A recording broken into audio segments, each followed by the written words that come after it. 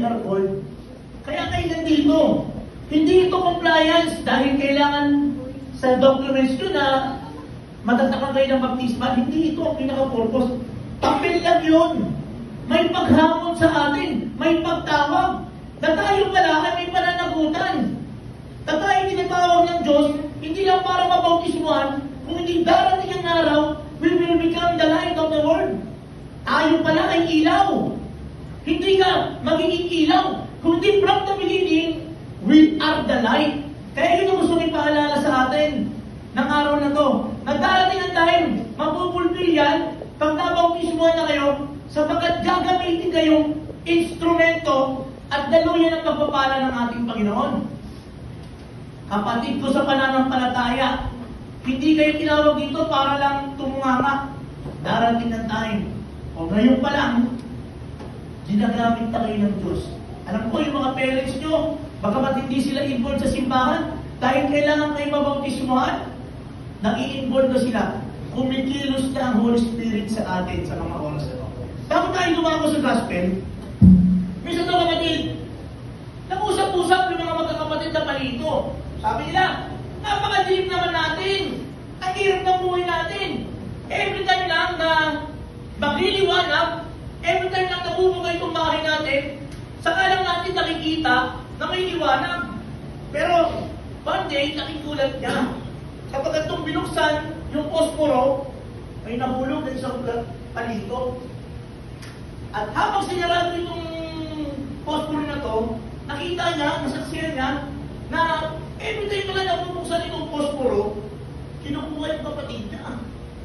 Diba, nilagay ng cotton, pinasok sa tenga, ang linis pala, diba? As itinapon na. Nung yung isa naman, nagulit naman siya.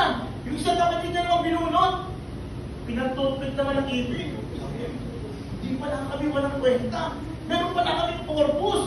Meron pala kami silbi. At ang pinakamalapit na nangyari, nakigulat niya nung binunot yung isa niyang kapatid.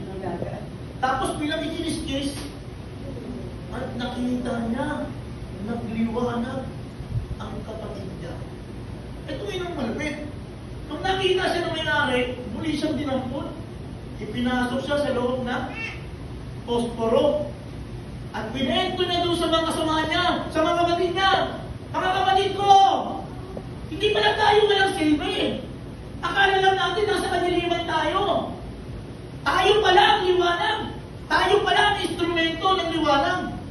Kaya lang nakakalungkot, sa mga pinentohan ng kapatid dyan, may mga naniwala at may mga hindi naniwala. Ito yung hamon sa atin. Pag tinawag na tayo sa pagiging Katoliko, sa mga binyagang Katoliko, magsasabi tayo ng katotohanan. Sasabihin natin yung tinuturo ng ating Panginoon. May mga pagkakataon na may hindi maniniwala sa atin. Pero tatandaan mo, huwag kang magsawa sa paggawa ng mabuti. Sapagkat darating ang takdang panahon na ikay taani kung ikay hindi magsasawa. Patuloy at patuloy mo lang na ikwento ang buhay mo na minsan kang nasa kadiliman na tinawag ka ng Diyos, na minsan kang ginamit ng Panginoon para maging liwanag ng ibang tao.